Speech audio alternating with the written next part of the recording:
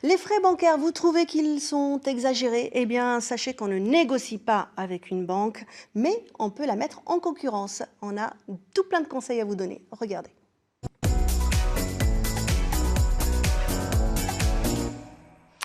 Maître Ghislain Poulard. Bonjour. Bonjour. Alors dites-moi, vous me dites, on ne négocie jamais avec une banque. Mais si, on peut négocier, mais au bon moment. Au bon moment, donc à bien choisir. Il faut bien choisir son moment. Et C'est-à-dire sur les frais bancaires, vous avez plusieurs moments où vous êtes informé de ces frais-là, et donc il faut les saisir, ces moments-là, pour négocier. C'est lorsque vous concluez la première convention avec la banque, quand vous arrivez quand à la on banque. est nouveau client. Quand vous êtes nouveau client. Ça, c'est le meilleur moment. Et puis ensuite, vous avez une information tous les mois sur votre relevé de compte. Vous avez les frais bancaires qui sont indiqués, donc il ne faut pas hésiter à regarder combien chaque mois il vous est facturé. Vous avez ensuite un relevé annuel de l'ensemble des frais qui vous ont été facturés. Donc là aussi, ça peut être le bon moment pour se rendre compte que c'est un petit peu excessif. Il est juste de rémunérer le travail du banquier, mais enfin, il faut garder une certaine mesure.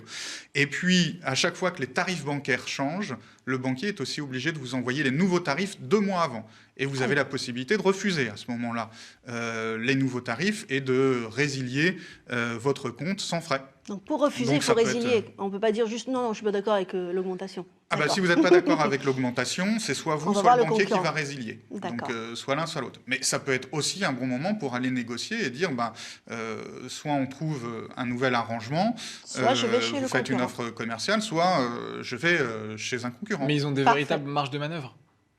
Alors, en fait, il y a 2 modes de fonctionnement. C'est-à-dire, souvent, on vous vend des packages.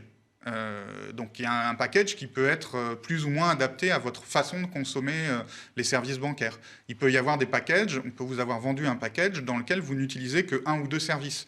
Et il va peut-être être plus intéressant d'aller sur un package où vous consommez effectivement tous les services qui sont mis dedans. Et puis peut-être que les packages, ça ne vous intéresse pas du tout et que vous avez besoin que 1 ou 2 services et il vaut mieux les payer à ce moment-là, au moment où vous les utilisez.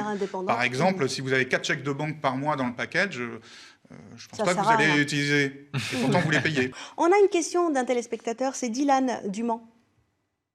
Bonjour tout le monde, alors je vais commencer par me présenter, je m'appelle Dylan, j'ai 20 ans, j'habite au Mans et je prépare un BTS en alternance. Alors aujourd'hui je vais vous poser une question, est-ce que les frais bancaires sont-ils obligatoires? Et est-ce que les frais bancaires peuvent être remboursés? Voilà, merci. Alors, 2 questions dans une, obligatoire et remboursé.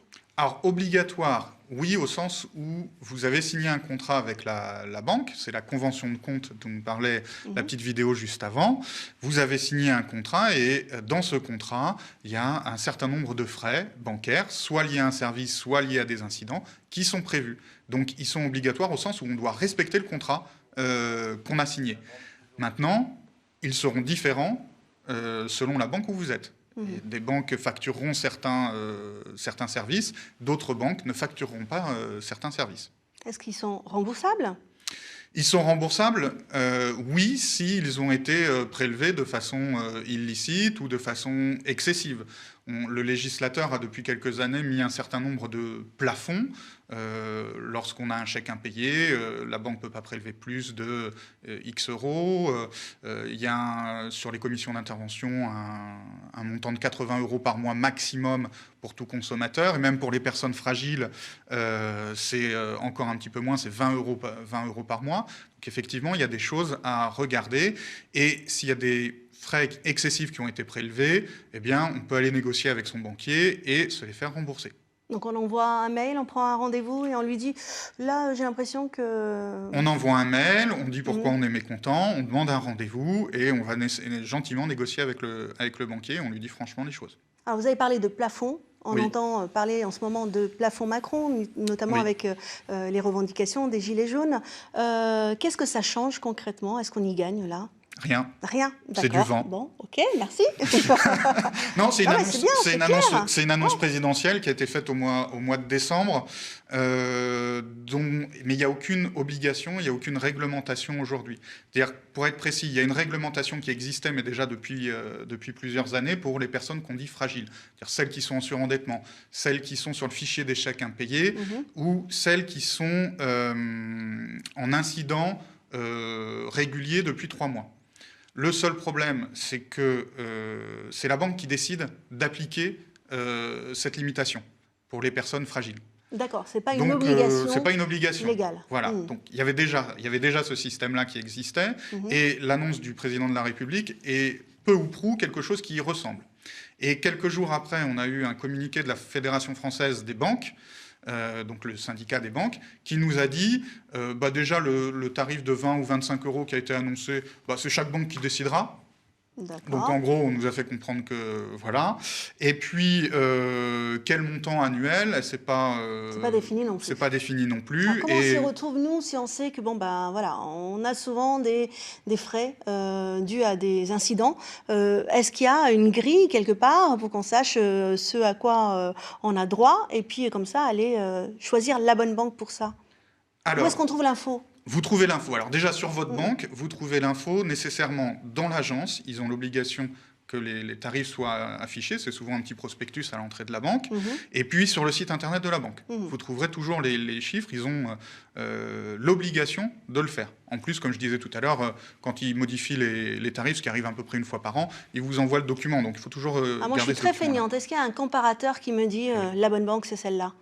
Il y a le gouvernement, donc c'est quand même un tiers aux banques. On peut penser que on peut s'y fier. Donc le gouvernement a mis en place un site qui s'appelle frais au pluriel-bancaire au pluriel.gouv.fr. Et sur ce site-là, on indique quel type de banque on veut. Est-ce qu'on veut une agence physique? Est-ce qu'on veut plutôt une banque en ligne? On indique dans quel département on est. Et puis, on peut choisir 6 frais bancaires sur les 15 qu'on veut comparer. Et donc, on va mettre les 6 frais bancaires dont on est susceptible de souffrir le plus souvent. Et puis, on va comparer les banques en ligne ou banques physiques, pour savoir, effectivement, dans notre département, ce qui est le plus intéressant. C'est déjà un premier Et vous allez voir des vraies différences. D'accord. En 2 secondes, banque en ligne ou banque physique? Aujourd'hui, les stats sont clairs. Banque en ligne, c'est moins cher. Très bien. Merci pour cette clarté.